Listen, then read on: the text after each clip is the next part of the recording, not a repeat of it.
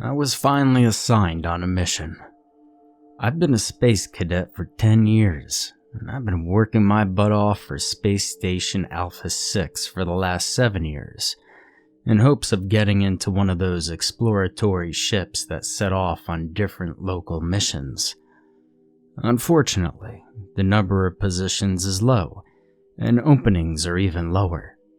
To get in, you have to wait for someone to die.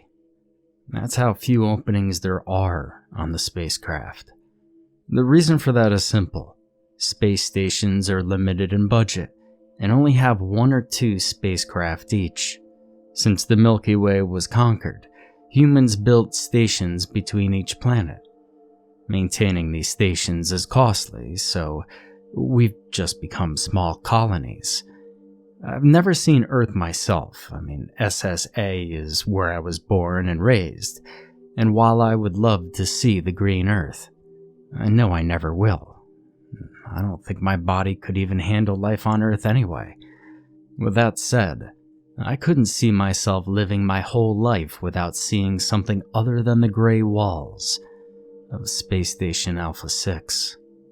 Now, I've trained real hard to become a space cadet, just so I could at least enjoy space travel once in my lifetime.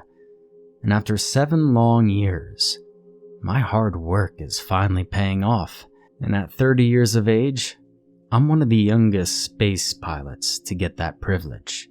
Now, I know it's cause for celebration, but the only reason I'm being sent on a mission now is that we lost 3 out of our 7 official astronauts last week. I say official because a few others are allowed on a spaceship without actually undergoing the real astronaut training. Anyway, so these guys were coming back from a routine transport mission between our station and another, when they got caught in an asteroid belt. Now, usually our systems can deal with that efficiently. With our technology, our ships can navigate in the worst space conditions possible. That said, the crew got unlucky when a fragment of one of those space rocks passed through a tiny flaw in our ship protection system, and it destroyed one of the cabin pressure regulators. They didn't even have time to send one mayday. Now, the ship did make it back home, completely damaged and a wreck, with what was left of their corpses. Pressure-related deaths aren't really pretty. When they took the suits off of them, their skin had taken on a pinkish color. All their blood vessels near the skin exploded because of the lack of pressure pulled outward on their body. After that, it's the cold that froze them. So, it's safe to say that due to the body's abnormal sizes and discoloration, that they died from the lack of oxygen, which is normal. Well, nothing is normal out in space, but you get my point. It was a hard blow for us, for the whole space station. But such were the risks of becoming an astronaut. You have to have guts to get on one of these ships, so even knowing what happened to them, I was delighted to have a spot. It's weird, huh? I didn't even go out of my way to celebrate at the only restaurant in the station, because that would have been incredibly rude. But in a way, I was happy I was getting my chance. I wasn't very close to them, but I did offer my sympathies to the family. I did feel guilty because I was happy it was my turn, more than I was sad that they had died. That probably just sounded like I was a real bastard, so I'm sorry about that. I'm just a human being wanting out of this tin can of a space station. And so while I did my best to contain my excitement, I was pretty thrilled about being chosen for a mission. I got to meet with the 3 senior officers that didn't go on the last assignment. I offered them my sympathies. All these guys were well in their late 40s and 50s, and they had tons of experience flying off for different missions. I had to show them the respect that they were due. Plus, they were the ones who were going to show me the ropes. Training is a thing, sure, but nothing beats experience. I didn't expect to become friends right away with them, especially since they were all in mourning. and I was still a newbie. And plus, they had all looked at me with that stink in their eye at first, probably because I was the youngest, and they would have preferred someone a bit older. It's not like there weren't any other candidates. I thought I had been chosen because I had consistently been asking my supervisor. Now, a few days after my introductions to the crew, I learned that I had been chosen because I was young, and they needed to form and mold the new generation. I was at the perfect age in between seniors and juniors. When the seniors would retire, I'd get my senior title and be the one forming and molding the juniors. But the reasons, well, they didn't matter to me. All that mattered is in that month, I was going on my first mission. So I went through the full training sessions again, passed all the required tests, and aced the theory exams. My seniors, called Cinna, Methus, and Jeb, trained me for many situations that were not described in the books. And by the end of the month, I was as knowledgeable as them, but not as experienced. Hell, I was shaking in my boots once I got on the platform, ready to board for our first mission. I was told our mission would be simple. Space Station Alpha 6 discovered a floating cube around one of Jupiter's rings. It was assumed to be a storage unit cube that detached from another station transport ship, but we hadn't been able to find an identification label from a distance. No matter the amount of pinging we did, the cube just didn't respond to us. Our engineers thought that maybe its tracking and location systems were damaged, so our job was to go to it, open it to see its contents, and retrieve it if necessary. If not, we were ordered to destroy it so it wouldn't interfere with our other missions or cause problems in the ring. Easy enough. Exploring an unidentified floating cube seemed like an easy enough first mission. Not something worth getting the hairs on your leg to stand up, but it was my first, and so I was excited as a child who discovers candies for the first time. Hell, I was just ready to see space and just get out of this space station. The day finally arrived where I entered the ship, knowing I wouldn't be back on SSA-6 for at least another month. Even with our FTL ships, it would take about a week for us to get to Saturn's furthest ring, and maybe a day or two to find the cube. I spent the week getting to know the guys. We talked about our respective families, though I didn't have one. I had a girlfriend back at the station, but I didn't have kids, and we just started dating, so she wasn't too hot at the idea of me becoming a full-fledged astronaut, despite it being my dream job since I was a kid, so I wasn't too sure how far we would go. Not that I had a ton of choice in the colony, but I also didn't want to spend the rest of my life with someone who wasn't supporting my decisions.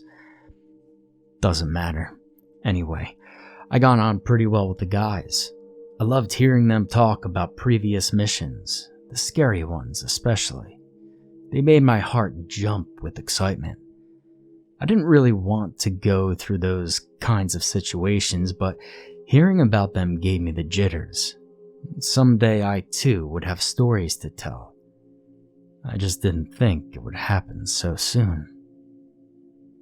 Exactly 8 days after we departed from the space station, we arrived at the cube. It looked like one of our storage units, but the markings on it were slightly different. Dare I say, altered. There was some lettering I did not recognize, so probably wasn't our station's. So we could already rule that out.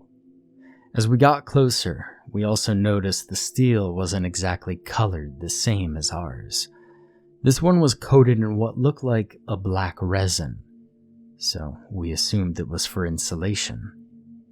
The products inside must be food, or worse.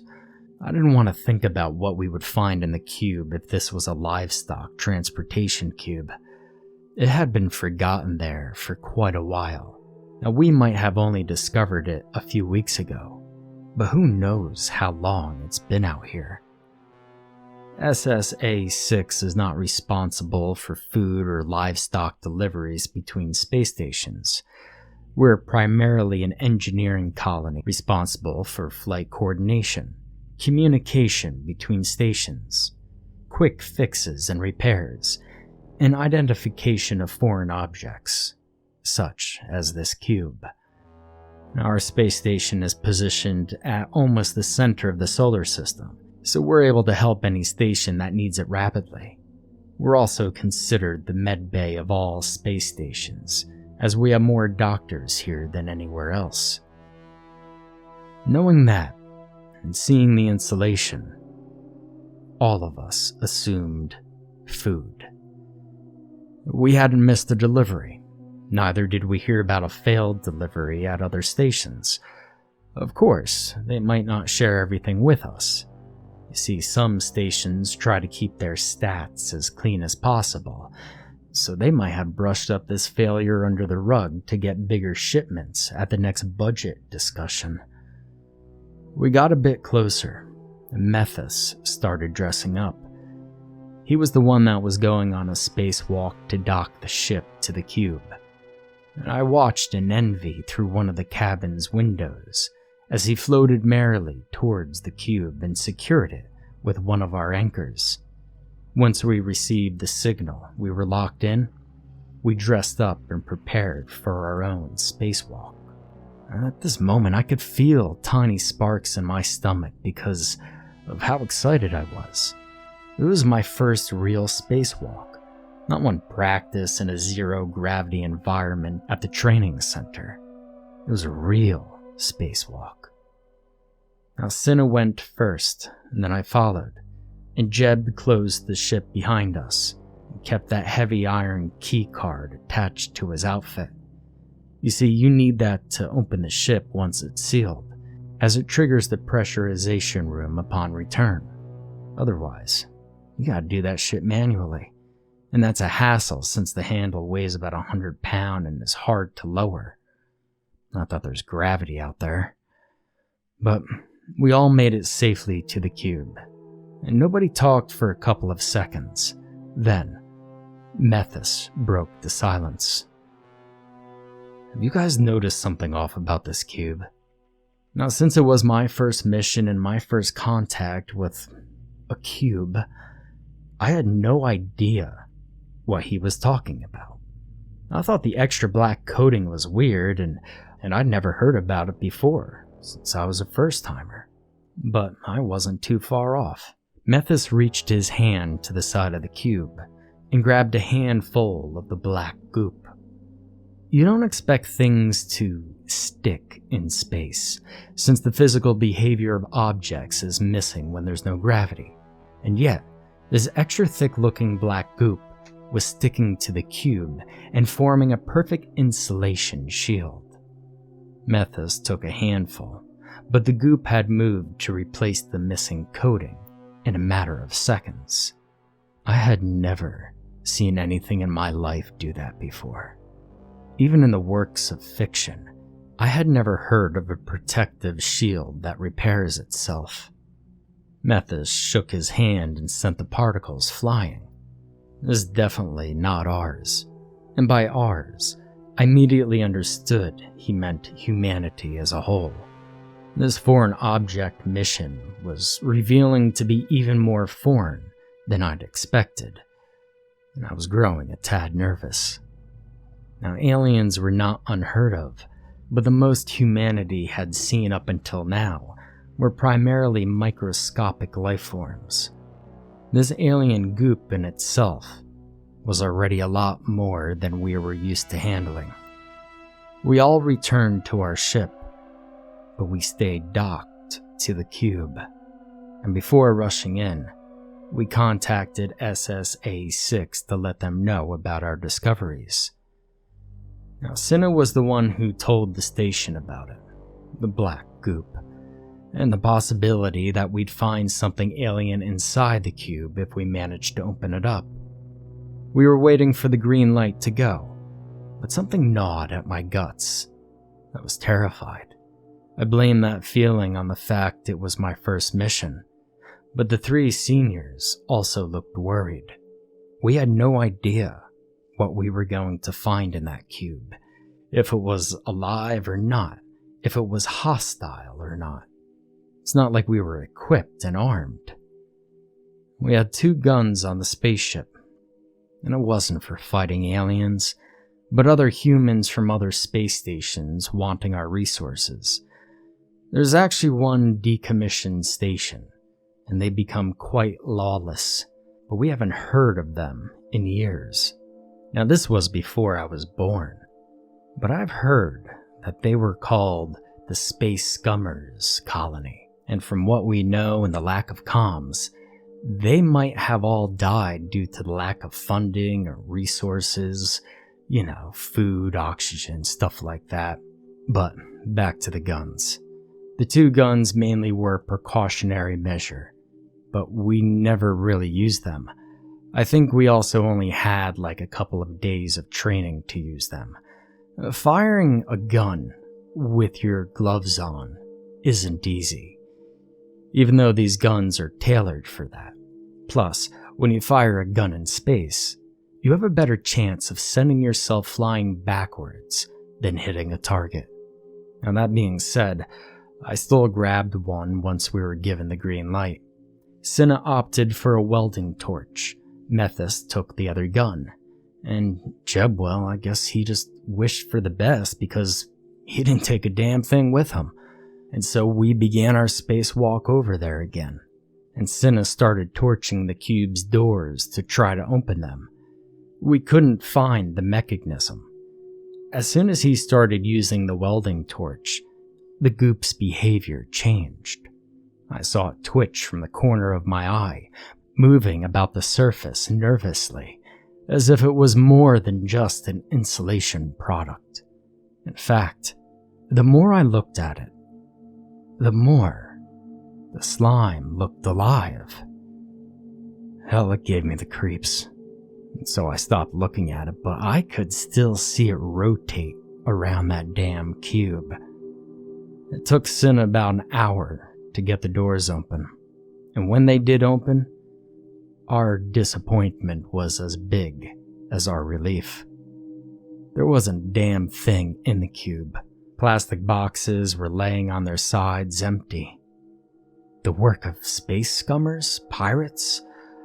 We don't know. I mean, had this transportation cube been taken from another colony, emptied, and then left to rot in space?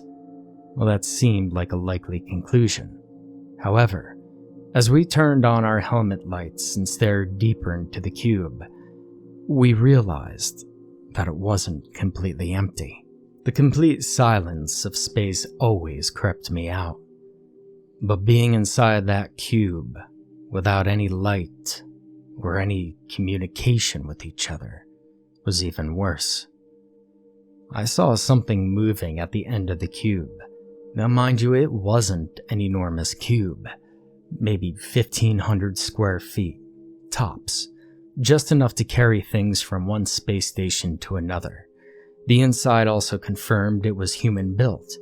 There was some Russian inscription along the walls, so it probably belonged to SSB-3, that's Space Station Beta-3. They were stationed near Pluto, so it was surprising to see their cubes near Saturn. That said, whatever was moving at the back of the cube definitely wasn't human. It looked like the same black slime that covered the outer surface of the structure. As I relayed that over my comms, something seemed to shadow over my head, and as I looked up, I saw the black mass moving toward the back. There was a sinking feeling in my chest as the realization dawned on me. We might have helped this thing put itself back together. I think we should go back. Methus stopped me from leaving, and he pointed towards the back. Now that the black mass mended together, it looked like it was taking form. I stood there, knees weak and sweating profusely in my suit, as the slime turned into a monstrous humanoid shape. Not only was it taking form, but it was changing color and aspect. 3 bald humanoids with beady black eyes stared at us from the back abyss of the ship, their lips parted, revealing no teeth or tongue. It was just a black hole. And slowly their skin paled, passing from deep black to dark gray. My blood turned to ice, because the more they transformed, the more they looked like diseased, mutated humanoids. They had a considerable torso and small waist, but I couldn't see a hint of a bone, despite how sickly thin their lower body was. Only the rib, abdomen, and shoulder areas looked normal-sized, and they hunched over as they morphed, their bony arms wrapping around their sides.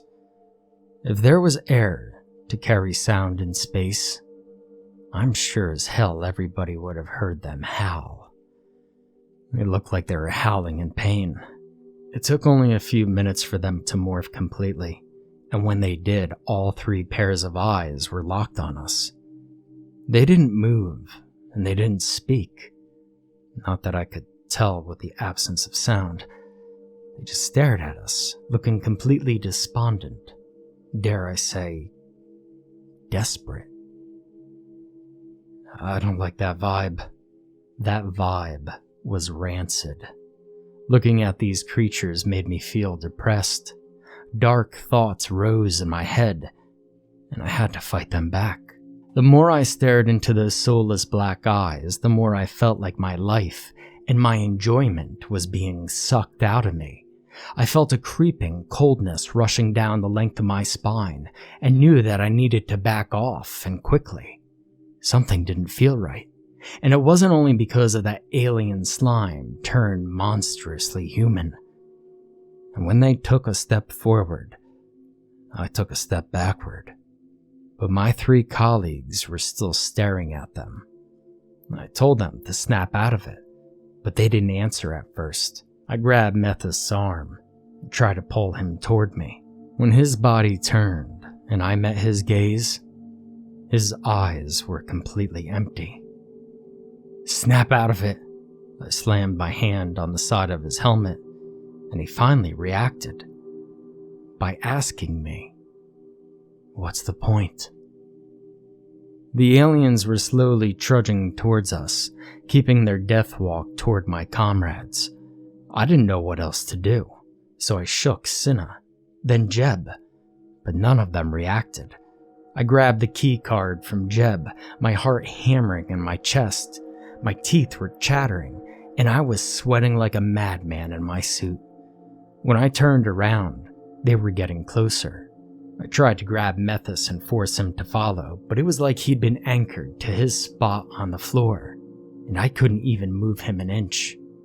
At that moment, I left through the hole that we entered from. I grabbed the anchor line, and I started pulling. Looking over my shoulder, I saw that the 3 alien life forms reached my colleagues and totally engulfed them. Literally swallowed them.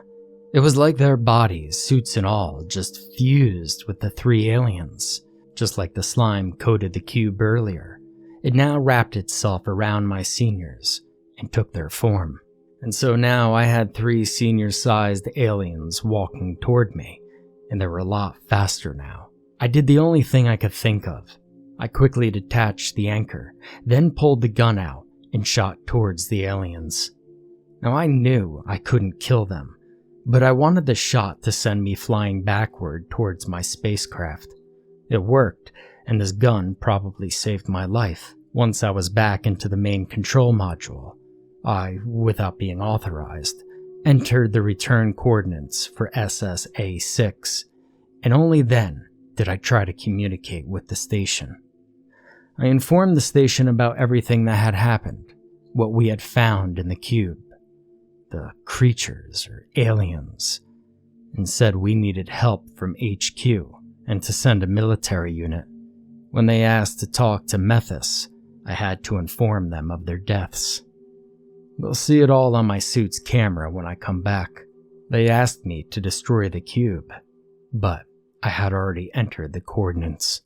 I didn't trust what little proton beams or rockets we had on the spaceship to be sufficient to take care of that problem, and without military training, I didn't want to be the one to fire, and I knew by saying that I'd probably lose my job. But my dream had turned out to be a nightmare, and I was okay with the idea of settling.